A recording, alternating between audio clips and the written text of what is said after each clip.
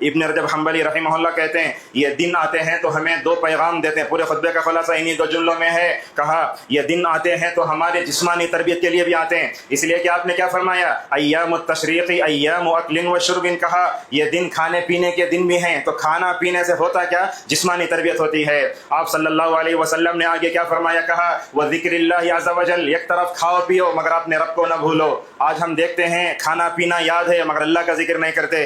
اتنا بھی نہیں کھانا چاہیے کہ بندہ ذکر کرنے سے دور ہو جائے، اتنا بھی نہیں کھانا چاہیے کہ بندے کو جھکنے نہیں ہو رہا ہے، رکوع کرنے نہیں ہو رہا ہے، سجدہ کرنے نہیں ہو رہا ہے. لہٰذا ان دنوں میں ہمیں جہاں کھائے پیئیں وہیں مکمل طور پر اللہ تبارک و تعالیٰ کا ذکر کریں. معزز حاضرین، یہ ذی الحجہ کی 11، 12، 13 جو تاریخ آتی نا، ان تاریخوں میں کرنے کا اور ایک کام یہ ہے کہ ہمیں استغفر اللہ زیادہ پڑھنا چاہیے. استغفر اللہ صرف ظاہری زبان سے ادا کیا جانا والا کلمہ نہیں. بندہ جب جو ہے استغفر اللہ کہتا ہے تو اسے اپنی کمی کا احساس ہوتا ہے، کوتاہی کا شعور ہوتا ہے. آپ دیکھو نماز کے بعد اللہ اکبر ایک مرتبہ کہہ کے استغفر اللہ 3 مرتبہ پڑھتے. کیوں پڑھتے؟ حضرت ثوبان رضی اللہ تعالیٰ عنہ فرماتے ہیں جناب محمد رسول اللہ صلی اللہ علیہ وسلم نماز ختم ہونے کے بعد استغفر اللہ پڑھتے. کیوں پڑھتے جانتے ہیں؟ پڑھتے کیوں یہ سن لیجیے. کہتے علماء جب بندہ استغفر اللہ پڑھتا ہے اللہ کے سامنے بیٹھ کر وہ کہتا ہے اے اللہ جیسے توجہ سے خشوع خضوع سے نماز پڑھنا تھا ویسے میں نماز نہیں پڑھ سکا. اے اللہ میری نماز، میری نظر میں نماز تو ہے، اے اللہ تیری نظر میں اگر میرے نماز میں کوئی کوتاہی تو معاف کر لے. بندہ استغفر اللہ کہہ کر الحمدللہ وہ کہتا ہے.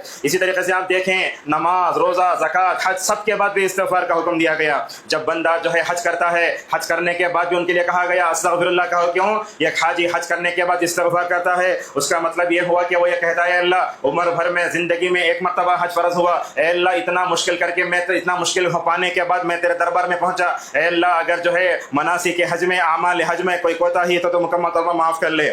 آج کل تو حال ایسا ہے لوگ نماز پڑھ کے اللہ پہ احسان کرتے ہیں، لوگ حج پہ جا کے نعوذ باللہ اللہ پہ احسان کرتے ہیں، حالانکہ یہ بالکل غلط ہے. آپ دیکھو جب بندہ کعبۃ اللہ کا طواف کرتے رہتا ہے تو وہی مقام ابراہیم ہے، ذرا اس میں جھانک کر دیکھیں، وہی وہ پتھر ہے جس پر کھڑے ہو کر حضرت ابراہیم علیہ السلام نے کعبۃ اللہ کی دیواروں کو بلند فرمایا. کتنے مخلص تھے حضرت ابراہیم علیہ السلام. اللہ تعالیٰ نے ان کے کام کو، جس پتھر پر کھڑے ہو کر انہوں نے کام کیا، اس کو قیامت تک کے لیے ماشاءاللہ مکمل طور پر نشانی بنا دیا. لہذا جب کام مکمل ہوا تو اللہ تعالیٰ سے دعا کرنے لگے ربنا تقبل منا انک انت السمیع العلیم. اے اللہ تو جو ہے کیا ہے، سننے والا ہے، زیادہ علم والا ہے، اے اللہ ہمارے اس عمل کو قبول کر. وَلْتَكُن مِّنكُمْ أُمَّةٌ يَدْعُونَ إِلَى الْخَيْرِ وَيَأْمُرُونَ بِالْمَعْرُوفِ وَيَنْهَوْنَ عَنِ الْمُنكَرِ وَأُولَئِكَ هُمُ الْمُفْلِحُونَ. يا أيها الذين آمنوا اتقوا الله وقولوا قولا سديدا يصلح لكم أعمالكم ويغفر لكم ذنوبكم ومن يطع الله ورسوله فقد فاز فوزا عظيما. قال الله تعالى في محكم تنزيله أعوذ بالله من الشيطان الرجيم من همزه ونفخه ونفثه واذكروا الله في أيام معدودات فمن تعجل في يومين فلا إثم عليه ومن تأخر فلا إثم عليه لمن اتقى إلى آخر الآية. وقال النبي صلى الله عليه وسلم أفضل الأيام عند الله يوم النحر ثم يوم القر. رواه أحمد وذكر الباني في صحيح الجامع. حاضرین جمعہ، بزرگوں، نوجوان دوستوں، اسلامی ماں اور بہنوں، عید کا دوسرا دن ہے، جمعہ آیا ہے. تو آج کے اس جمعہ میں ایام تشریق اور ہماری ذمہ داریاں. عید جب عید الفطر آتی ہے تو ایک دن میں ختم ہو جاتی ہے، مگر عید الاضحیٰ آتی ہے تو الحمدللہ ہم 4 دن تک قربانی کرتے ہیں.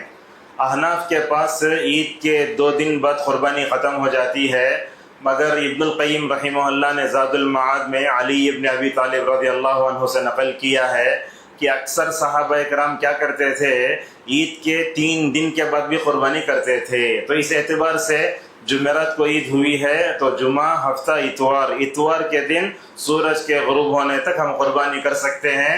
بلکہ بعض صحابہ اس میں یہ بتانے کے لیے کرتے تھے کہ قربانی کا آخری وقت یہاں تک ہے. تو یہ جو دن آتے ہیں ہمیں کس بات کا پیغام دیتے ہیں، اسی بات پر ہی جو ہے خطبہ جو ہے ترتیب دیا گیا ہے.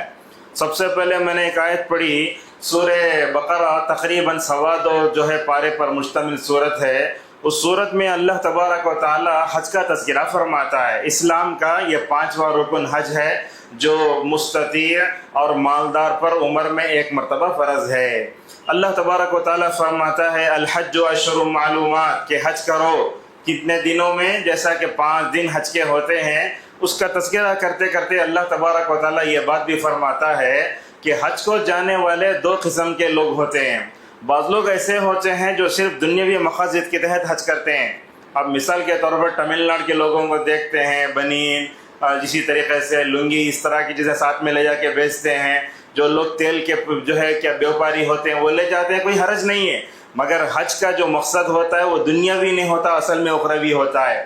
اسی لیے اللہ فرماتا ہے کہ کچھ لوگ ایسے ہوتے ہیں جو یہ کہتے ہیں کہ اے اللہ ہمیں دنیا میں دے دے، مگر کہا حج کو جانے والے کچھ لوگ ایسے بھی ہوتے ہیں جن کی نظر دنیا سے بڑھ کر آخرت میں ہوتی ہے۔ یہ بات یاد رکھیں، بندہ آخرت مانگے دنیا خود بخود مل جاتی ہے۔ جو لوگ دنیا کے پیچھے پڑتے ہیں تو اللہ کے نبی صلی اللہ علیہ وسلم نے ان کے بارے میں کیا کہا؟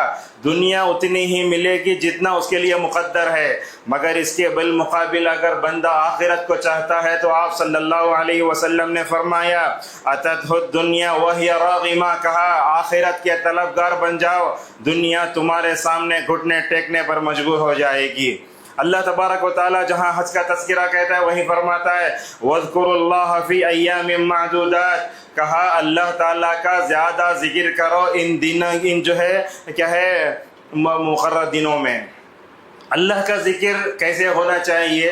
اللہ کے نبی صلی اللہ علیہ وسلم نے اس کو بھی واضح فرمایا، کہا مسند احمد کی حدیث میں فَأَكْثِرُوا فِيهِنَّ مِنَ التَّهْلِيلِ وَالتَّكْبِيرِ وَالتَّحْمِيدِ، کہا ان دنوں میں زیادہ ان کلمات کا ورد کرو، ذکر کرو۔ کیا کیا ہے؟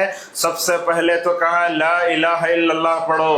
آج ہم لا الہ الا اللہ پڑھ رہے ہیں مگر اس کے تقاضوں کو پورا نہیں کر رہے ہیں۔ آج دیکھتے ہیں لا الہ الا اللہ پڑھنے والا قبر کے سامنے بھی جھک رہا ہے، لا الہ الا اللہ پڑھنے والا تعویذ بھی باندھ رہا ہے، لا الہ الا اللہ پڑھنے والا پتہ نہیں جو ہے کیسے کیسے شرک میں مبتلا ہے۔ اللہ تعالیٰ سورہ یوسف میں فرماتا ہے وَمَا يُؤْمِنُ أَكْثَرُهُمْ بِاللَّهِ إِلَّا وَهُمْ مُشْرِكُونَ، کہا کتنے لوگ ایسے ہیں جو ایمان لانے کا دعویٰ کرتے ہیں مگر ان کے ایمان میں کہیں نہ کہیں شرک کی ملاوٹ ہے۔ تو یہ دن آتے ہیں ہمارے عقیدے کو پختہ کرنے کے لیے۔ دوسرے جس ورد کی اللہ کے نبی صلی اللہ علیہ وسلم نے ان دنوں میں جو ہے ہمیں ہمارے اوپر جو توجہ دلائی، کہا اللہ اکبر کہو۔ کیا مطلب ہوتا ہے اللہ اکبر کا؟ اللہ اکبر کا مطلب یہ ہوتا ہے کہ ہم اللہ کے بارے میں یہ جانتے ہیں کہ اللہ دنیا اور آخرت میں سب سے بڑا ہے، اس سے بڑا کوئی نہیں۔ اور جب بندہ اللہ کے کبریا اور اس کی بڑائی کی عظمت کو، اس کی عظمت کو اپنے دل میں بٹھا لیتا ہے تو تکبر اس کے دل میں مکمل طور پر جو ہے نکل جانا چاہیے۔ بلکہ آپ صلی اللہ علیہ وسلم نے فرمایا لا يدخل الجنة من كان في قلبه مثقال حبة من کبر، آپ نے کہا کہ جس کے دل میں رائی دانے کے برابر تکبر بھی ہو جنت میں نہیں جائے گا۔ اللہ اکبر کا تقاضا یہ ہے کہ ہمارے دلوں سے ہر طرح کا کبر، تکبر مکمل طور پر نکل جانا چاہیے۔ ایسے کہہ سکتے ہیں یہ دن ہمارے دلوں میں تواضع اور عاجزی اختیار پیدا کرنے کے لیے آتے ہیں۔ تیسری جس وقت کی طرف اللہ کے نبی نے توجہ دلائی، کہا الحمدللہ پڑھو۔ الحمدللہ کو ہم نے بڑا معمولی سمجھا، جب ہم اس کو ادا کرتے ہیں تو شاید 3 سیکنڈ بھی نہیں لگتے۔ آپ صلی اللہ علیہ وسلم نے فرمایا بندہ جب الحمدللہ بولتا ہے تو پورا میزان بھر جاتا ہے۔ ایک حدیث میں نے آپ کے سامنے پڑھی، اللہ کے نبی صلی اللہ علیہ وسلم فرماتے ہیں کہ عید کے دن کے بعد دوسرا جو دن آتا ہے 11 ذی الحجہ کا، یہ بہت اہم ہے، اور ان دنوں کو بولتے ہیں ایام تشریق۔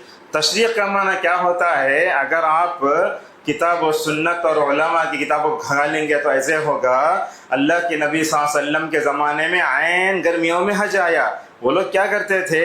گوشت کو لے کر جو ہے مکمل طور پر دھوپ میں سکھاتے تھے، اسی لیے اس کو ایام تشریق کہا جاتا ہے۔ ابن رجب حنبلی رحمہ اللہ کہتے ہیں یہ دن آتے ہیں تو ہمیں 2 پیغام دیتے ہیں، پورے خطبے کا خلاصہ انہی 2 جملوں میں ہے۔ کہا یہ دن آتے ہیں تو ہمارے جسمانی تربیت کے لیے بھی آتے ہیں، اس لیے کہ آپ نے کیا فرمایا ایام التشریق ایام اکل و شرب، کہا یہ دن کھانے پینے کے دن بھی ہیں۔ تو کھانا پینے سے ہوتا کیا؟ جسمانی تربیت ہوتی ہے۔ آپ صلی اللہ علیہ وسلم نے آگے کیا فرمایا؟ کہا وَذِكْرِ اللَّهِ عَزَّ وَجَلَّ، ایک طرف کھاؤ پیو مگر اپنے رب کو نہ بھولو، آج ہم دیکھتے ہیں کھانا پینا یاد ہے مگر اللہ کا ذکر نہیں کرتے. اتنا بھی نہیں کھانا چاہیے کہ بندہ ذکر کرنے سے دور ہو جائے. اتنا بھی نہیں کھانا چاہیے کہ بندے کو جھکنے نہیں ہو رہا ہے, رکوع کرنے نہیں ہو رہا ہے, سجدہ کرنے نہیں ہو رہا ہے. لہٰذا ان دنوں میں ہمیں جہاں کھائے پیئیں وہیں مکمل طور پر اللہ تبارک و تعالیٰ کا ذکر کریں. معزز حاضرین, یہ ذی الحجہ کی 11, 12, 13 جو تاریخ آتی نا, ان تاریخوں میں کرنے کا اور ایک کام یہ ہے کہ ہمیں استغفر اللہ زیادہ پڑھنا چاہیے. استغفر اللہ صرف ظاہری زبان سے ادا کیا جانا والا کلمہ نہیں. بندہ جب جو ہے استغفر اللہ کہتا ہے تو اسے اپنی کمی کا احساس ہوتا ہے, کوتاہی کا شعور ہوتا ہے. آپ دیکھو نماز کے بعد اللہ اکبر 1 مرتبہ کہہ کے استغفر اللہ 3 مرتبہ پڑھتے. کیوں پڑھتے؟ حضرت ثوبان رضی اللہ تعالیٰ عنہ فرماتے ہیں جناب محمد رسول اللہ صلی اللہ علیہ وسلم نماز ختم ہونے کے بعد استغفر اللہ پڑھتے. کیوں پڑھتے جانتے ہیں؟ پڑھتے کیوں یہ سن لیجئے. کہتے علماء جب بندہ استغفر اللہ پڑھتا ہے اللہ کے سامنے بیٹھ کر وہ کہتا ہے اے اللہ جیسے توجہ سے خشوع خضوع سے نماز پڑھنا تھا ویسے میں نماز نہیں پڑھ سکا. اے اللہ میری نماز میری جو نظر میں نماز تو ہے, اے اللہ تیری نظر میں اگر میرے نماز میں کوئی کوتاہی تو معاف کر لے. بندہ استغفر اللہ کہہ کر الحمدللہ وہ کہتا ہے. اسی طریقے سے آپ دیکھیں نماز, روزہ, زکوٰۃ, حج سب کے بعد بھی استغفار کا حکم دیا گیا. جب بندہ جو ہے حج کرتا ہے حج کرنے کے بعد بھی ان کے لیے کہا گیا استغفر اللہ کہو. کیوں؟ ایک حاجی حج کرنے کے بعد استغفار کرتا ہے اس کا مطلب یہ ہوا کہ وہ یہ کہتا ہے اللہ عمر بھر میں زندگی میں 1 مرتبہ حج فرض ہوا, اے اللہ اتنا مشکل کر کے میں اتنا مشکل پانے کے بعد میں تیرے دربار میں پہنچا. اے اللہ اگر جو ہے مناسک حج میں اعمال حج میں کوئی کوتاہی تو مکمل طور پر معاف کر لے. آج کل تو حال ایسا ہے لوگ نماز پڑھ کے اللہ پہ احسان کرتے ہیں, لوگ حج پہ جا کے نعوذ باللہ اللہ پہ احسان کرتے ہیں, حالانکہ یہ بالکل غلط ہے. آپ دیکھو جب بندہ کعبۃ اللہ کا طواف کرتے رہتا ہے تو وہیں مقام ابراہیم ہے, ذرا اس میں جھانک کر دیکھیں وہی وہ پتھر ہے جس پر کھڑے ہو کر حضرت ابراہیم علیہ السلام نے کعبۃ اللہ کے دیواروں کو بلند فرمایا. کتنے مخلص تھے حضرت ابراہیم علیہ السلام. اللہ تعالیٰ نے ان کے کام کو جس پتھر پر کھڑے ہو کر انہوں نے کام کیا اس کو قیامت تک کے لیے ماشاءاللہ مکمل طور پر نشانی بنا دیا. لہذا جب کام مکمل ہوا تو اللہ تعالیٰ سے دعا کرنے لگے ربنا تقبل منا انک انت السمیع العلیم. اے اللہ تو جو ہے کیا ہے سننے والا ہے, زیادہ علم والا ہے, اے اللہ ہمارے اس عمل کو قبول کر لے. لہذا ہم جب عمل کرتے ہیں تو عمل کی فکر بھی کرنا چاہیے. اسی طریقے سے آپ دیکھیں ان دنوں میں کرنے کا پہلا کام استغفار, زیادہ استغفار کرو. ان دنوں میں کرنے کا دوسرا کام یہ ہے کہ ہم دعا کا اہتمام کریں. ایک حاجی کیا کرتا ہے جب وہ 11 تاریخ کو زوال کے بعد تینوں کو کنکریاں مارتا ہے, ہر ایک کو 21 کنکریاں زوال کے بعد مارنا چاہیے. جیسے جیسے کنکریاں مارتا ہے مجھے جہاں تک یاد ہے وہاں مارتے ہوئے جمرات کی رمی کرتے ہوئے اللہ کی نبی صلی اللہ علیہ وسلم ان میں سے 2 مقامات پر کھڑے ہو کر دعا بھی کرتے تھے. یہ حاجی کی دعا جہاں قبول ہوتی ہے وہیں غیر حاجی کی دعا بھی ان دنوں میں قبول ہوتی ہے. جیسے کہیں مارکیٹ وغیرہ میں بڑا آفر آتا ہے تو ہم پورے بھاگ جاتے ہیں. ہمارے جو ہے پورے جو ہے لوگ وہاں رہتے ہیں. یہ اللہ اور اس کے رسول کی طرف سے آفر ہے کہ ان دنوں میں دعا زیادہ قبول ہوتی ہے. حضرت ابو موسیٰ اشعری رضی اللہ عنہ ایک مرتبہ مینا میں خطبہ دینے لگے. انہوں نے کہا لوگو یہ ایام تشریق جو آتے نا قربانی کے دن اس میں زیادہ سے زیادہ اللہ کا ذکر کرو اور ان میں دعا قبول ہوتی ہے. کہا فرفعوا رغبتکم الی اللہ عز وجل, اللہ تبارک و تعالیٰ سے زیادہ مانگو. ہمارے پاس دیکھتے ہیں ہمارے معاشرے میں 2 قسم کے لوگ ہوتے ہیں. جو حنفی طبقہ ہے وہ ہر نماز کے بعد دعا کرنے کو ضروری سمجھتا ہے. ایک طرف سے یہ غلو, دوسری طرف ہم اپنے اہل حدیث بھائیوں سلفی بھائیوں کو دیکھتے ہیں اجتماعی دعا نہیں کرنا بس انفرادی دعا بھی چھوڑتے ہیں, نہیں ہونا چاہیے. کتنے ایسے لوگ ہیں جو مہینہ ہوتے دعا نہیں کرتے. آپ صلی اللہ علیہ وسلم نے فرمایا جب بندہ دعا کرنا چھوڑتا ہے تو اللہ اس پہ غصہ ہو جاتا ہے, اور جب بندہ دعا کرتا ہے تو اللہ اسے عزت دیتا ہے. لہذا ساری ضرورتیں مکمل طور پر اللہ تبارک و تعالیٰ سے مانگو. اچھا دعاؤں میں کون سی دعا زیادہ پڑھنا یہ بھی ہمیں اسلاف نے بتایا. اکرمہ رحمہ اللہ کہتے ہیں کان یستحب ان یقال فی ایام التشریق ربنا آتنا فی الدنیا حسنۃ وفی الآخرۃ حسنۃ وقنا عذاب النار.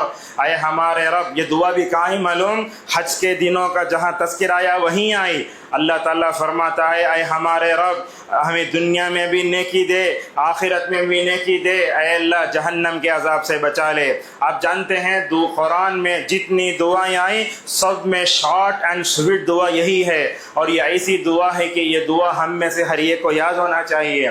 نوجوانوں کو دیکھ لو، ان کو کوئی دعا یاد نہیں، آج دعا یاد کرنا ربنا آتنا فی الدنیا حسنہ، بلکہ بچوں کو بھی دعا یاد کرانا چاہیے۔ حضرت انس رضی اللہ تعالیٰ عنہ فرماتے ہیں رسول اکرم صلی اللہ علیہ وسلم یہ دعا زیادہ پڑھتے تھے، اے اللہ تو دنیا میں بھی ہمیں نیکی دے، آخرت میں بھی نیکی دے، اور ہمیں جہنم کے عذاب سے بچا لے۔ اگر اس دعا کے مطلب کو میں ایسے سمجھانے کی کوشش آپ سمجھ جائیں گے 24 گھنٹے دعا کرو بیٹھ کر کے، مگر = یہ دعا پڑھ لو تو ماشاءاللہ آپ 24 گھنٹے میں جو مانگیں گے اللہ تعالیٰ نے اس میں مکمل طور پر سمیٹ دیا ہے۔ کیا ہے دنیا میں نیکی؟ دنیا میں سب سے بڑی نیکی علم ہے، دنیا میں سب سے بڑی نیکی عبادت ہے۔ خواتین بھی ہیں یہاں، نیک عورت دنیا میں سب سے بڑی نعمت ہے، جس کو مل جائے وہ قابل رشک ہے۔ حضرت اللہ کی نبی صلی اللہ علیہ وسلم نے فرمایا الدنیا کلها متاع وخیر متاعها المرأة الصالحہ۔ اور غیر شادی شدہ نوجوانوں سے آج کے خطبے میں ایک بات یہ کہنا چاہوں گا، جب بچہ جیسے ہی بالغ ہوتا نا اس وقت سے وہ نئی دعا پڑھنا۔ کون سی دعا؟ ربنا هب لنا من ازواجنا وذریاتنا قرۃ اعین واجعلنا للمتقین اماما۔ اے اللہ تو مجھے ایسی بیوی دے، ایسی اولاد دے جس کو دیکھ کر میری آنکھیں ٹھنڈی ہو جائیں۔ اے اللہ تو مجھے متقیوں کا امام بنا۔ یاد رکھیے بلوغت کے بعد سے بندہ جب یہ دعا پڑھتا نا اللہ تعالیٰ نیک اولاد دیتا ہے اسے، بلکہ بعض روایتوں میں ایسے آیا کہ آپ صلی اللہ علیہ وسلم نے فرمایا ایک نیک عورت سونے چاندی سے بھی زیادہ افضل ہوتی ہے۔ دیکھو ان لوگوں کو پوچھو جن کے گھروں میں نیک بیوی ہوتی ہے، ان کی زندگی جنت میں جانے سے پہلے خود جنت بن جاتی ہے۔ ذرا ان لوگوں سے پوچھو جن کی بیویاں سرفری ہوتی ہیں، جن کے اندر دینداری نہیں ہوتی، خوبصورتی ہے، خاندانی جو ہے وجاہت سب ہے، مگر زندگی میں سکون نہیں۔ آج کتنے ایسے لوگ ہیں جو شادی کے باوجود نعوذ باللہ اپنے گھروں میں وقت گزارنے کے بجائے باہر جا کے زندگی گزارتے ہیں، بولتے ہیں میری بیوی درد سر ہے، میری بیوی پٹاخہ ہے، سب بولتے ہیں۔ لہٰذا یاد رکھو یہ دن آتے ہیں اپنے آپ کی اور اپنے بیوی بچوں کی تربیت کرنے کے لیے۔ رسول اکرم صلی اللہ علیہ وسلم نے یہی بتایا، کہا اگر ایسی بیوی جو تمہاری آخرت کی تیاری میں تمہارا ساتھ دے مکمل طور پر یہی چیز ہے۔ تو لہٰذا میں آپ سے گزارش کرتا ہوں کہ ربنا آتنا فی الدنیا حسنہ وفی الآخرۃ حسنۃ وقنا عذاب النار، یہ دعا خود پڑھو اور مکمل طور پر اپنے بچوں کو سکھاؤ۔ معزز حاضرین، آج کے خطبے کا تیسرا پیغام یہ ہے کہ ایام تشریق میں کیا کرنا؟ ایام تشریق میں غفلت والی زندگی نہیں گزارنا۔ لوگوں کو دیکھتے سال بھر جیسے گزارتے یہ دن بھی ویسے گزار دیتے ہیں۔ کیا مطلب؟ شارٹس دیکھ رہا ہے، ریل دیکھ رہا ہے، گانے سن رہا ہے، کیا فائدہ ہے؟ اگر آپ کو اللہ تبارک و تعالیٰ نے ان افضل دنوں سے گزارا، آپ عام دنوں کی طرح اس کو گزارے تو کیا آپ نے اس کی قدر کی؟ کیا بات بولتے ابن حنبلی رحمہ اللہ، ان دنوں میں مومن کو غافل بن کر زندگی نہیں گزارنا چاہیے، بلکہ دیکھتے ہماری زبانیں گانوں سے لبریز ہوتی ہیں، ہم گالیاں بار بار دیتے ہیں، اور سب سے بڑی مشکل یہ ہے آج ہم قرآن پڑھو بولے تو ذکر کرو بولے تو بولتے زبان پلٹتی نہیں ہے۔ زبان کیسے پلٹے گی جب آدمی کے زبان پر گالیاں ہوں، گناہ ہوں، گانے ہوں، اور یہ ہو نہیں پلٹے گی زبان۔ لہذا اسی لیے غافل بن کر زندگی نہیں گزارنا چاہیے۔ اللہ کے نبی صلی اللہ علیہ وسلم نے ایک صحابی کو بڑی بہترین نصیحت کی۔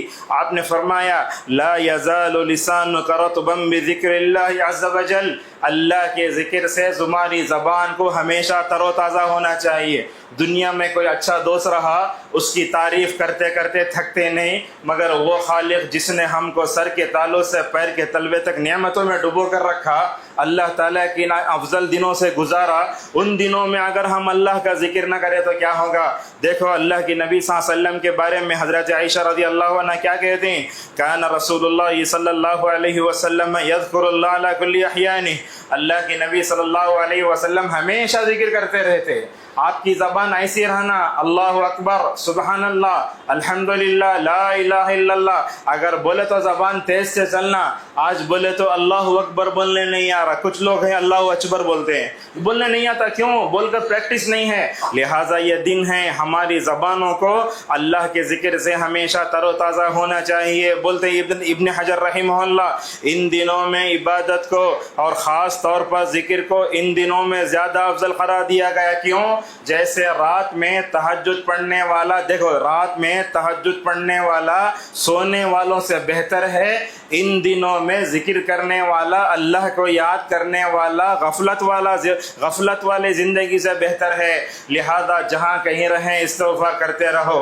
حسن بصری رحمہ اللہ کہتے ہیں، لوگو تم دسترخوان پر رہو، دکان پر رہو، کہیں بھی رہو، الحمدللہ اللہ کا ذکر کرتے رہو۔ پتہ نہیں چنئی میں وہ ماحول ہے یا نہیں معلوم، مگر ہمارے پاس عمراوت کے قریب پٹنہ پٹ ایک جگہ ہے، وہاں کی جمعیت اہل حدیث میں نوجوان ہیں، کچھ کیا کرتے، اللہ اکبر، سبحان اللہ، الحمدللہ، ایسے چھوٹے چھوٹے بورڈ ترجمے کے ساتھ لکھ کر ماشاءاللہ مطلب کیا کرتے ہیں، کھمبے پر لگا دیتے ہیں، نظر پڑتی ہے سبحان اللہ، ذرہ آگے گئی اللہ اکبر، ایسا ہونا چاہیے۔ بلکہ میں تو کہتا ہوں، دیکھو عرب میں سگنل پر کھڑے تو بھی ماشاءاللہ لوگ استغفار کرتے ہیں، لکھا رہتا ہے وہاں دقائق الانتظار املاها بالاستغفار۔ کیا مطلب ہے اس جملے کا مطلب یہ ہے کہ انتظار گھڑیوں میں استغفار کرو، اللہ اکبر۔ ہمارے پاس کتنا وقت ہے مگر ہم اللہ تبارک و تعالیٰ کا ذکر نہیں کرتے۔ اللہ فرماتا ہے، اللہ کے نبی آپ اللہ کا زیادہ ذکر کرو، غافلوں میں سے مت ہو جاؤ۔ معزز حاضرین، ان دنوں میں جیسے میں نے کہا، بندہ ذکر کر کے اپنی روحانی جو ہے کیا ہے، روحانی قوت حاصل کرتا ہے، وہیں کھا پی کر الحمدللہ جسمانی طور پر بھی طاقتور بنتا ہے۔ ان دنوں میں کھانا پینا، اللہ کا ذکر کرنا یہ عبادت ہے۔ جیسا کہ اللہ کے نبی صلی اللہ علیہ وسلم کہتے ہیں، ایک طاقتور مومن اللہ کے پاس جو ہے زیادہ پسندیدہ بھی ہے۔ ان دنوں میں کھا کر طاقت حاصل کرنا یہ بھی مکمل طور پر عبادت ہے۔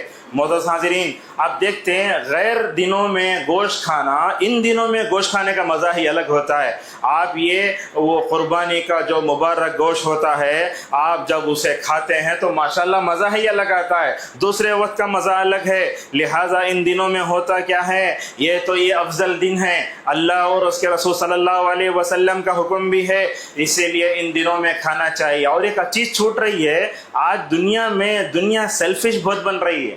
مثال کے طور پر ایسا ہوتا ہے ہمارے گھروں میں کھانا پکتا رہتا ہے، ہر ایک بچہ دم ہونے سے پہلے ذرہ لے کو الگ الگ کھا لے ختم کر دیتے ہیں، نہیں کرنا چاہیے۔ صحابہ اکرام نے کہا، یا رسول اللہ ہم کھاتے ہیں، ہمارے کھانوں میں برکت نہیں ہے۔ آپ نے پوچھا الگ الگ کھاتے مل کر کھاتے؟ فرمایا صحابہ نے، یا رسول اللہ الگ الگ کھاتے ہیں۔ آپ نے فرمایا دیکھو کھانے میں برکت اس وقت ہے جب کہ مل کر کھاؤ۔ آج سے تقریباً 25-30 سال پہلے کا زمانہ میں یاد کرتا ہوں، عید کا دن آتا تھا، ماشاءاللہ میرے والد مرحوم دسترخوان پر بیٹھتے تو گھر کے سارے افراد جب تک نہیں آتے کھانا شروع نہیں کرتے تھے۔ لہٰذا گھروں میں اس ماحول کو پیدا کرو۔ کہاں ہے وہ آدمی ورک فرام ہوم کر رہا، وہ آدمی جو ہے فون میں ہے، ایسا کرنے سے نہیں ہوتا۔ شیخ الاسلام ابن تیمیہ رحمہ اللہ کہتے کو، عید کے موقع پر جمع ہو کر کھانا ہماری شریعت کا ایک حصہ ہے۔ آج جو ہے لوگ الگ الگ کھاتے ہیں، جس کی وجہ سے کیا ہو رہا ہے، وہ کھانا ہمارے غذا کا ہمارے لیے طاقت کا ذریعہ نہیں بن رہا ہے، بلکہ آج کے بچے جب تک موبائل رکھتے کھانا نہیں کھاتے۔ کھانا کیا کھاتے وہ دیکھتے کیا کھاتے ہیں۔ ہمارے ہاتھ میں جو ہے ٹی وی کا ریموٹ ہے، بائیں ہاتھ میں کھاتے رہتے ہیں۔ یہ ایسے کھانے سے میں سمجھتا ہوں اللہ کی نعمت کا صحیح احساس نہیں ہوتا۔ معزز حاضرین، جیسے میں نے کہا کہ کھانا بھی توجہ سے کھانا، اور کھانے کے وقت غصہ نہیں کرنا، اور کھانے پر عیب بھی نہیں لگانا۔ اللہ اکبر، اللہ ہدایت دے ہماری اولاد کو۔ بڑی مشکل سے ہماری عورتیں خواتین گیس کے چولہے کے پاس کھڑے ہو کر بڑی مشکل سے کھانا تیار کر کے لا کے رکھتے ہیں۔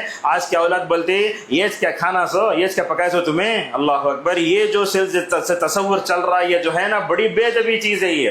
بلکہ ہمارے بچوں میں ایسے ہونا چاہیے کہ جو بھی چیز حلال طریقے سے ہمارے ماں باپ کما کے لا کے کھلاتے ہیں نا، اس پر اللہ کا شکر ادا کر کے مکمل طور پر ہونا چاہیے۔ معزز حاضرین، ان دنوں میں جیسے ہم اللہ کا ذکر کرتے، استغفار کرتے، اس موقع پر میں کچھ کھانے کے آداب کا بھی آپ کے سامنے تذکرہ کرنا چاہوں گا۔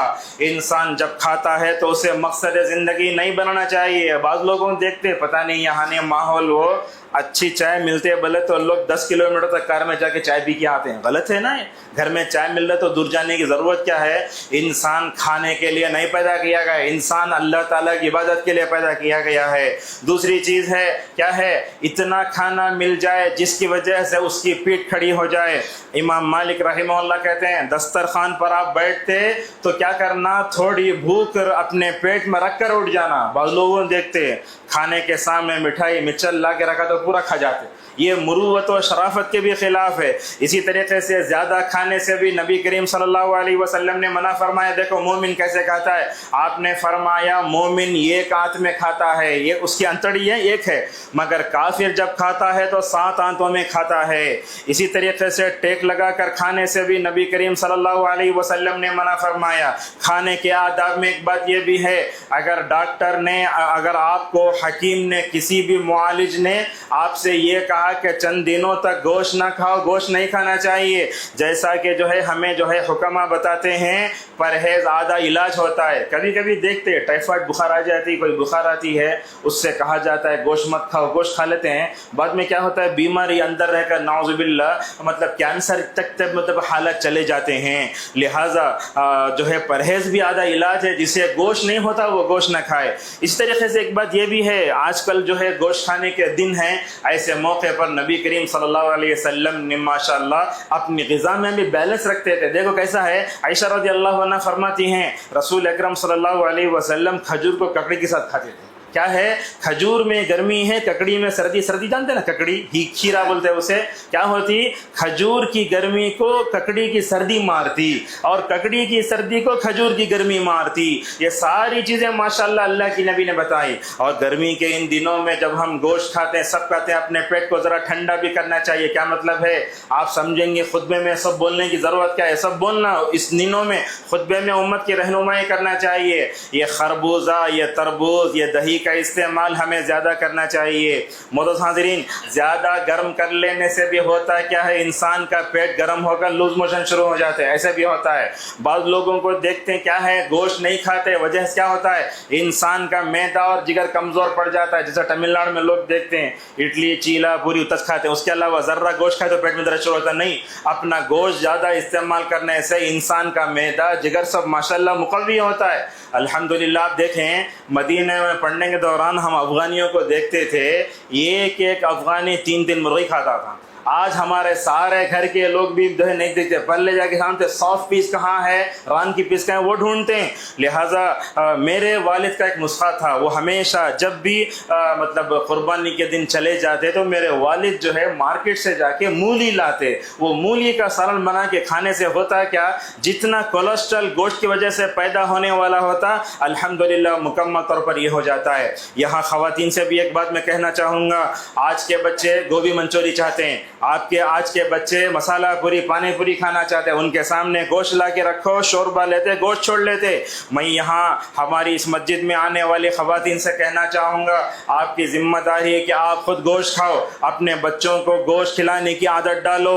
कैसे कैसे खिलाना आप जानते हैं, कभी सालन पकाओ, कभी फाल पकाओ, कभी भूनो, कभी चापे से, कभी सूप है, पता नहीं क्या क्या है। अल्लाह तबारक व तआला तक कितना अच्छा रखा है। और आप देखो हलाल जानवर की सारी चीज़ें हलाल हैं और किसी भी चीज़ पर हराम और मकरूह का फतवा भी नहीं लगाना चाहिए। मिसाल के तौर पर बड़े जानवर की शर्मगाह थी, उसे कबूरे बोलते, लोग बोलते जानवर में 10 चीज़ें मकरूह हैं। आप बताइए अल्लाह तबारक व तआला ने जिस चीज़ को हलाल किया है उनमें से किसी चीज़ को अल्लाह ने मकरूह नहीं करार दिया है। 10 चीज़ें मकरूह हैं, वो नहीं खाना, वो नहीं खाना, ये सब ज़ईफ़ हदीस है, लिहाजा इसको नहीं फैलाना चाहिए। और उसी तरीके से गोश्त में जो चीज़ आपको पसंद है वो आप खा लो। मिसाल के तौर पर बाद लोगों को वह हिस्सा पसंद न था, रान का गोश्त, बाद लोग बोलते हैं फलां गोश्त। देखो हज़रत नबी करीम सल्लल्लाहु अलैहि वसल्लम को यहूदियों की औरत आकर पूछती है तुम ना कौन सा हिस्सा ज़्यादा पसंद, आप बोलते बकरी की रान मुझे पसंद है। और उसी तरीके से आपको जो चीज़ नापसंद है छोड़ दो। बाद लोगों को बड़ा का गोश्त नहीं होता, भैंस का गोश्त नहीं होता, तीतर नहीं खाते, मगर उसको हराम बोलने का इख्तियार नहीं है। हज़रत खालिद इब्न वलीद रज़ी अल्लाह अन्हु दस्तरखान बैठे हैं, آپ بھی سامنے ہیں، آپ کے سامنے گھوڑ پھوڑ لایا گیا۔ اللہ کے نبی صلی اللہ علیہ وسلم نے کہا یہ ہمارے ہاں پایا نہیں جاتا، ہم اسے نہیں کھاتے، مگر آپ نے اسے کراہت کی نگاہوں سے نہیں دیکھا، بلکہ آپ صلی اللہ علیہ وسلم نے خالد ابن ولید کو چھوڑا، وہ آپ کے سامنے بیٹھ کر دسترخوان پر مکمل طور پر کھاتے رہے۔ اسی طریقے سے گوشت کے کھانے کے آداب میں سے ایک ادب بھی ہے کہ ہم اسے مکمل طور پر چبائیں، اور جب کھاتے ہیں تو دانتوں میں جہاں گیپ ہوتا ہے وہ لگ جاتا ہے۔ اللہ اکبر! ہماری جو ہے نبی کریم صلی اللہ علیہ وسلم کی کتنی اچھی تعلیم ہے، جب آپ رات میں کھاتے تو کھانے کے بعد ہاتھ میں چکناہٹ ہوتی ہے، وہ چکناہٹ رکھ کر نہیں سونا۔ آپ نے فرمایا کیوں؟ ایسے چکناہٹ رکھ کر سوئیں گے تو چونٹی بھی آ سکتی، کیا بھی آ سکتی ہے۔ آپ نے اس سے کیا معلوم ہوتا ہے؟ اگر جو ہے گوشت زیادہ جو ہے چکناہٹ ہے تو اسے لیکوڈ وغیرہ سے یا پیپر وغیرہ سے دھو کر جو ہے مکمل طور پر سونا چاہیے۔ اسی طریقے سے ہمیں جو ہے کیا ہے، خود کھانا دوسروں کو کھلانا بھی چاہیے۔ ہمارے پاس کیا ہوتا ہے، قربانی جب ہوتی ہے میں اپنے بھائی کے گھر کو دیتا، اپنے بہن گھر دیتا، ویسا نہیں ہونا چاہیے۔ جانتے ہیں بعض لوگ ایسے بھی ہیں، بڑے کا گوشت کھانے والوں کو گرا کو دیکھتے، بکری کے گوشت کھانے والوں کو چڑھا کو دیکھتے۔ یہ نہیں ہے، اصل میں تقویٰ ہے۔ بڑے کا گوشت چھوٹے کا گوشت تقوی کا معیار نہیں ہے، لہٰذا ہم دوسروں کو بھی کھلائیں اور خود کھلائیں، اور اسی طریقے سے رشتہ داروں کو بھی دیں۔ بلکہ علماء نے یہ بتایا کہ غیر مسلموں کو بھی گوشت دیا جا سکتا ہے۔ اللہ تبارک و تعالیٰ کا ذکر بھی زیادہ کرنا چاہیے۔ اس بارے میں کچھ باتیں ہم آپ کے سامنے بتاتے ہیں۔ اللہ کا ذکر کرو بولے تو کچھ لوگ ایسے ہیں جو ملا ذکر کرنا شروع کر ڈالتے ہیں۔ اب جسے دکان میں بیٹھے تصویر پکڑ لیے من کے ڈھکلتے رہتے ہیں، زبان ہلتیش نہیں، یہ غلط ہے۔ ذکر دو طرح کا ہوتا ہے، جس ذات کا آپ ذکر کرنے جا رہے ہیں اس کی عظمت اور محبت اپنے دل میں بٹھاؤ۔ اللہ اکبر بولے تو آپ کے دل میں اللہ کی محبت ہونا، سبحان اللہ و دل میں اللہ کی محبت ہونا، الحمدللہ بولے تو اللہ تعالیٰ کی نعمتوں کا شکر دل میں ہونا۔ اسی طریقے سے اور ایک بات بھی ہے کہ ہمیں جان کر عمل کرنا چاہیے۔ اللہ کا ذکر کرنے کے لیے جو ہے ہمیں جو ہے وضو کی ضرورت بھی نہیں پڑتی، اور اسی طریقے سے ہمیں وہ ذکر جہاں کہیں ہو کرتے رہنا چاہیے۔ آپ دسترخوان میں ہو، بازار میں ہو، بلکہ بعض صحابہ کے بارے میں آتا ہے، حضرت عبداللہ ابن عمر ابو رضی اللہ عنہما کے بارے میں، ان دنوں میں بازار جا کر اللہ اکبر لا الہ الا اللہ اکبر کا مکمل طور پر ذکر کیا کرتے تھے۔ میں جتنے سامعین میں سے ہمارے بزنس مین ہیں ان سے کہنا چاہوں گا، جب آپ دکان میں بیٹھتے اللہ کا ذکر کرتے رہو، بلکہ آپ کے موبائل میں یوٹیوب میں اگر آتا ہے لگا کے چھوڑو دکان میں، تاکہ آپ خود جو ہے مکمل طور پر کرتے رہیں۔ اسی طریقے سے یہ بات بھی آپ یاد رکھیں کہ ذکر کرنے کے بارے میں کوئی جو ہے مطلب عدد نہیں لگانا۔ بعض لوگ بولتے 1000 مرتبہ پڑھے تو ویسے ہوتا، ایسا کچھ بھی نہیں ہے۔ لہذا رسول اکرم صلی اللہ علیہ وسلم نے اس کی وضاحت فرمائی۔ اور اسی طریقے سے خواتین کو بھی چاہیے کچن میں ہوں، دسترخوان میں ہوں، اللہ کا ذکر کریں۔ لیکن افسوس کی بات ہے آج ہم دیکھتے ہیں اللہ کا ذکر کرنے جا رہے ہیں، کرنے نہیں ہو رہا۔ اس کے اسباب بھی سن لیجئے۔ سب سے پہلا سبب، آج ہمارے دلوں میں اللہ کی محبت نہیں۔ اگر کوئی آدمی آڑے وقت میں کام آیا کتنی تعریف کرتے ہیں اس کی، مگر اللہ تبارک و تعالی ہمارا منعم حقیقی، ہم اس کی تعریف نہیں کرتے۔ اور اسی طریقے سے غفلت والی زندگی، انسان کیا سمجھتا ہے، بڈھا ہو کو مریں گا سوچتا، مگر غفلت کی زندگی ایسے مر گئے تو کیا کرتے۔ اور اسی طریقے سے ذکر کم کیوں ہوتا ہے، اس کے اسباب میں سبب بعض علماء نفاق، جس کے دل میں نفاق ہوتا ہے وہ اللہ کا کم ذکر کرتا ہے۔ کیوں؟ اس لیے کہ اس کے دل میں اللہ کی محبت کم ہے۔ جیسا کہ اللہ فرماتا ہے یہ منافقین نماز کو آئے تو سستی سے آتے، دکھاوے کے لیے آتے، اور نماز میں جلدی جلدی پڑھتے۔ اب جیسے ہمارا حال ہے، مسجد کو آئے تو کب باہر بھاگیں گے، نماز کب ختم ہوتی، خطبہ کب ختم ہوتا۔ یہ اللہ تعالیٰ سے کم محبت کی دلیل ہے یہ۔ بلکہ آپ نے تو فرمایا یہ منافق ایسے ہوتے ہیں جن کے دلوں میں نفاق ہوتا ہے، یہ کیا کرتے ہیں، سورج کے غروب ہونے سے پہلے کعبے کے ٹھونگ کی طرح نماز پڑھتے ہیں۔ اور جو لوگ عشاء اور فجر کی نماز کو نہیں آتے، یہ حدیث غور سے سن لو، آپ نے فرمایا جن کے دلوں میں نفاق ہوتا ہے ان کے لیے نہ عشاء اور نماز فجر بہت بھاری ہو جاتی۔ اسی وجہ سے اپنے دلوں سے نفاق کا خاتمہ کرو۔ اور ایک بات بھی ہے، اللہ کا ذکر کرنے جا رہے ہیں نہیں ہو رہا، اس کا ایک وجہ ہمارے اپنے گناہ بھی ہیں۔ ابن القیم رحمہ اللہ نے فرمایا بندہ ذکر کرنے جاتا ہے مگر اللہ اس کی زبان کو روک لیتا ہے، کیوں؟ گناہوں کی وجہ سے۔ ہماری زبانوں پر گانے، ہماری زبانوں پر جو ہے کیا ہے شعر، ہمارے زبانوں پر گانے سب رہتے ہیں۔ جب بندہ کیا ہے گانوں میں لگا رہتا ہے تو اللہ کی پاکیزہ محبت میں इस्तग़फ़ार कैसे करेगा। इसी तरीके से हमारा बुरा माहौल, दुनिया की गलत मोहब्बत और सबसे बढ़कर जिक्र करे तो क्या होता है इंसान सोचता है। ये दिन है अपने दिलों में ज़िंदगी लाने के वास्ते। आप सल्लल्लाहु अलैहि वसल्लम ने फरमाया मसलुल लज़ी यज़कुरु रब्बहु वल्लज़ी ला यज़कुरु रब्बहु कल हय्य वल मय्यित, कहा जो बंदा अल्लाह का जिक्र करता है उसका दिल जिंदा है। आज मैं और आप खाते पीते जिंदा हैं मगर रूहानी एतबार से हमारे दिल जो है अच्छे नहीं हैं। ये आपको एक वो सुनाता हूँ, आम तौर पर शहर में देखते हैं लोग दिन भर काम करते थक जाते, हमारी ख़वातीन में दिन कर काम के थक जाते हैं, ऐसे ही सो जाते हैं, निशा भी नहीं पढ़ते, कुछ भी नहीं पढ़ते। देखो आइश फातिमा रज़ी अल्लाह अन्हा वो चक्की पीसते और पानी उठाते उठाते हाथ में घट्टे पड़ गए थे। हज़रत अली को रहम आया, बीवी अगर काम करे तो शौहर को ज़रा रहम माना, बल्कि ऐसा भी होना कि बीवी का साथ भी देना। शौहर आज कहाँ है, मोबाइल देख ले बैठा है शौहर, बीवी बोल तुम्हें काम करो, तुम्हारी जिम्मेदारी है, तकलीफ से मर रही है। बल्कि मैं एक ऐसा जुमला बोलो तो ताज्जुब होगा, हमारे मान जानने वालों में कोई औरत ऐसी भी थी जो अपनी बेटी को जो है कमर में बांध लेके बर्तन धोती है मगर शौहर मोबाइल देख लेकर बैठा है, ऐसी सूरत हाल है। लिहाजा अल्लाह के नबी सल्लल्लाहु अलैहि वसल्लम से जो है अली रज़ियल्लाहु अन्हु ने कहा फातिमा जाओ अपने अब्बा जान के पास से जो है जो नौकर चाकर लेकर आओ, तुम्हारे अब्बा के पास बहुत गुलाम बहुत हैं। हज़रत फातिमा निकली गई तो अल्लाह के नबी मशगूल थे।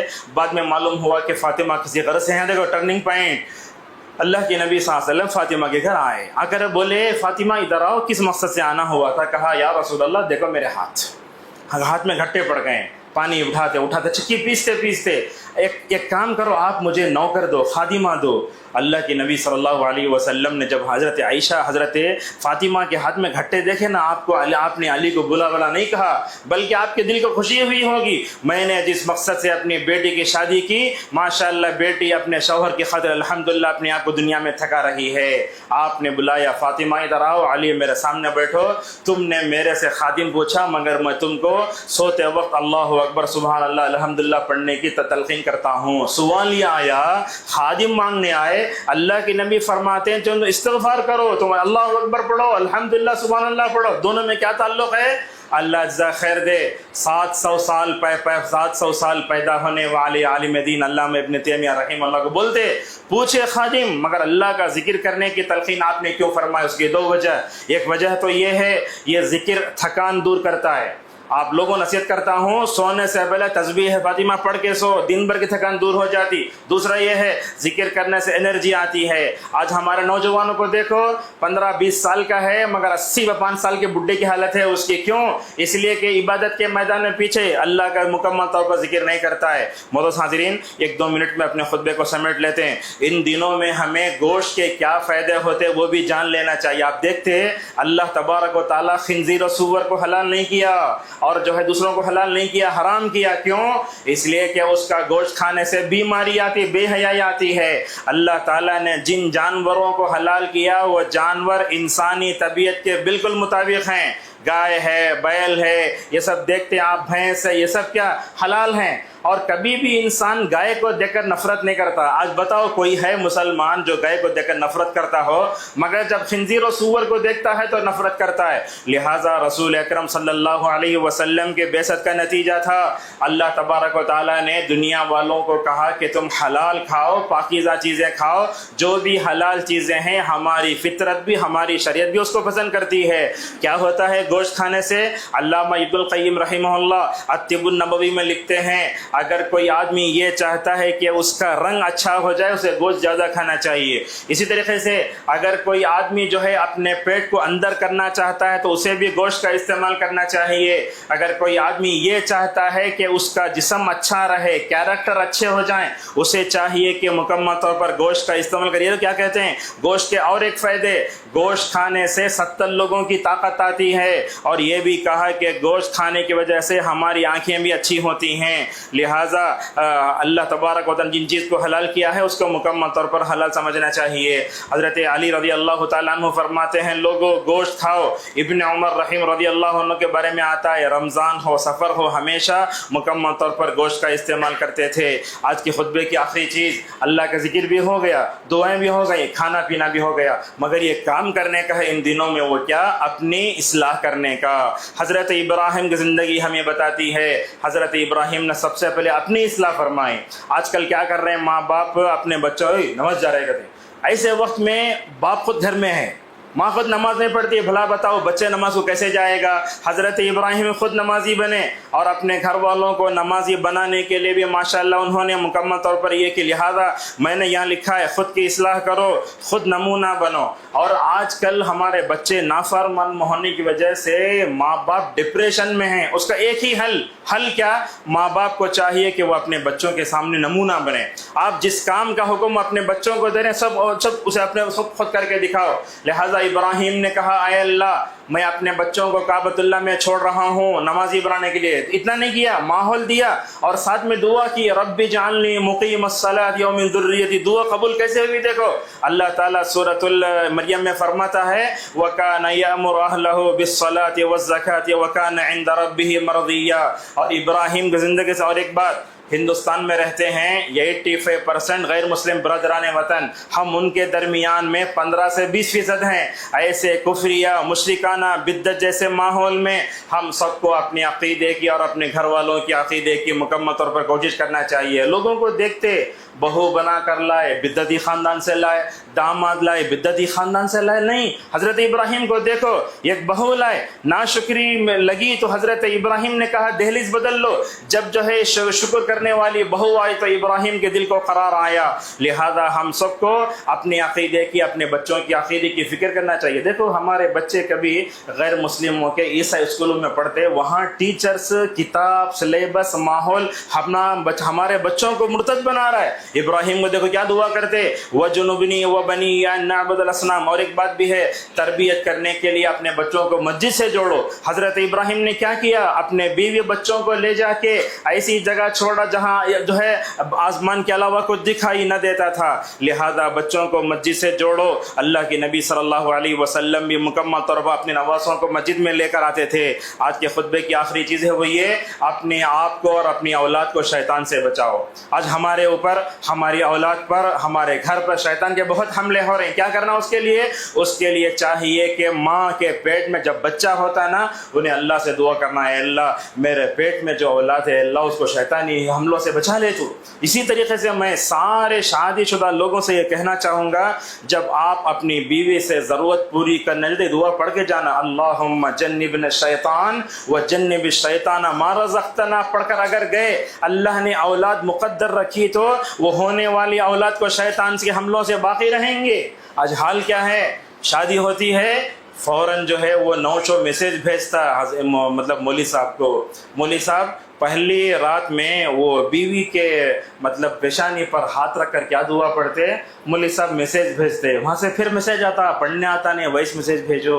اللہ اکبر، جب اسے اپنی زندگی کا آغاز کرنے کے لیے دعائیں معلوم نہیں، کیا ہوگا؟ اولاد پر کہتے شیطانی حملہ نہیں ہوگا۔ یہی بات تھی شاید حضرت ابراہیم علیہ السلام اپنے بیٹے کو لے جا رہے تھے نا مینا میں ذبح کرنے کے لیے، شیطان آیا، آ کر کیا بولا، ابراہیم کہاں ذبح کرتے اپنے بچے کو؟ اتنی تمناؤں کے بعد پیدا ہوا۔ دیکھو ابراہیم سمجھ گئے اللہ کی محبت میں اسماعیل کی محبت آ رہی ہے، کھڑے ہو کر کنکریاں مارے، ذرا آگے بڑھے، پھر آیا۔ یہ جمرات کو رمی کرتے نا، آج کل تو حاجیاں وہاں جا کر شیطان بن جا رہے ہیں، وہاں بولتے ہیں وہ شیطان سمجھتے نہیں ہے۔ دیکھو کنکری مارتے وقت یہ سمجھنا یہ وہ مقام ہے جہاں ابراہیم کو شیطان نے نہیں چھوڑا۔ ابراہیم کا شیطان دشمن ہے، میرا بھی دشمن ہے۔ لہذا اس طریقے سے حضرت ابراہیم علیہ السلام بھی اپنے دونوں بیٹے اسماعیل اور اسحاق کے اوپر مکمل طور پر دعائیں دم کرتے تھے۔ خواتین سے ایک بات کہنا چاہوں گا، آج خواتین میں بھی اصلاح کی بہت ضرورت ہے۔ آج خواتین کو ضرورت ہے، آپ خواتین جو ہے ہر خاتون حضرت ہاجر کی طرح بننے کی کوشش کرو۔ اس کے پیٹ میں اسماعیل جیسی اولاد ہوگی، ہر خاتون اگر سارا بنے گی اللہ تعالیٰ اس کے پیٹ میں حضرت اسحاق جیسے بچے دیں گے۔ آج دیکھتے ہماری مائیں مطلب کیا ہے، بچے تو جن رہی ہیں، ان کا نام بھی اسماعیل ہے، مگر اسماعیل اور اسحاق میں جو تابع داری تھی وہ ہمارے اس میں نہیں ہے۔ اور ماں باپ کو چاہیے کہ وہ اپنے بچوں کے لیے مکمل دعائیں کریں۔ خطبے کا خلاصہ یہ ہوا، عید الاضحیٰ جب بھی آتی ہے تو اس کے 3 دن کے بعد تک الحمدللہ قربانی کرتے ہیں۔ ان دنوں میں کرنے کا سب سے پہلا کام استغفار کرو، دوسرا کام یہ ہے کہ دعائیں کرو، تیسرا چیز یہ ہے کہ اللہ تعالیٰ کا زیادہ ذکر کرو. اللہ اکبر اللہ اکبر لا الہ الا اللہ اللہ اکبر اللہ اکبر وللہ الحمد کا جو ہے مکمل طور پر استغفار کرو. اور اسی طریقے سے ہمیں کھانے پینے کے ساتھ ساتھ جو ہے اللہ کا ذکر بھی کرنا چاہیے. جیسے میں نے کہا ہم کھا لیتے پی لیتے اللہ کا ذکر چھوڑ دیتے ہیں. اللہ تبارک و تعالیٰ سے ہماری دعا ہے اللہ تعالیٰ ہم سب کو ایام تشریق سے گزر رہے ہیں ان دنوں میں اللہ اور اس کے رسول نے جن کاموں کے کرنے کا حکم دیا اللہ ان تمام کاموں کرنے کے اللہ ہم سب کو توفیق عطا فرمائے. اللہ تعالیٰ ہمارے نمازوں قبول فرمائے. اللہ تعالیٰ ہمارے قربانی قبول فرمائے. اللہ تعالیٰ ہم میں سے ہر ایک باپ کو ابراہیم کا کردار ادا کا توفیق عطا فرمائے. اللہ تعالیٰ نوجوانوں میں بچوں میں حضرت اسماعیل جیسے تابعداری عطا فرمائے. اللہ تعالیٰ ہماری خواتین میں حضرت حاجر جیسے عورتوں کو پیدا فرمائے.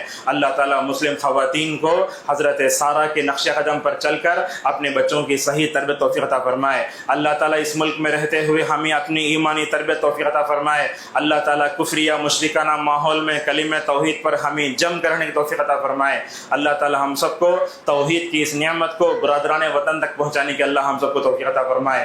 اے اللہ تو نے ابراہیم کو جیسا قلب سلیم دیا تھا اللہ ہم سب کو قلب سلیم عطا فرمائے. آمین. وآخر دعوانا الحمدللہ رب العالمین. الحمد لله على إحساني والشكر له على توفيقي وامتناني وأشهد أن لا إله إلا الله وحده لا شريك له تعظيما لشاني وأشهد أن محمدا عبده هدى على رضوانه صلى الله عليه وعلى آله وصحبه وسلم تسليما كثيرا. أعوذ بالله من الشيطان الرجيم. إن الله وملائكته يصلون على النبي يا أيها الذين آمنوا صلوا عليه وسلموا تسليما. اللهم صل على محمد وعلى آل محمد كما صليت على إبراهيم وعلى آل إبراهيم إنك حميد مجيد. اللهم بارك على محمد وعلى آل محمد كما باركت على إبراهيم وعلى إبراهيم إنك حميد مجيد. اللهم ارض عن الصحابة أجمعين أبي بكر وعمر وعثمان وعلي وعن سائر الصحابة أجمعين وعنا معهم بجودك وكرمك يا أكرم الأكرمين. اللهم سلم الحجاج والزوار والمعتمرين. اللهم تقبل نسكهم. اللهم يسر جميع أعمالهم. اللهم ارجعهم إلى بلادهم غانمين اللهم ارجعهم إلى بلادهم سالمين غانمين يا ذا الجلال والإكرام. ربنا تقبل منا صلاتنا ودعانا وجميع صالحي أعمالنا إنك أنت السميع العليم وتب علينا إنك أنت التواب الرحيم. ربنا آتنا في الدنيا حسنة وفي الآخرة حسنة وقنا عذاب النار. أعوذ بالله من الشيطان الرجيم. إن الله يأمر بالعدل والإحسان وإيتاء ذي القربى وينهى عن الفحشاء والمنكر والبغي يعظكم لعلكم تذكرون. فاذكروا الله يذكركم وادعوه يستجيب لكم ولذكر الله أكبر والله يعلم ما تصنعون.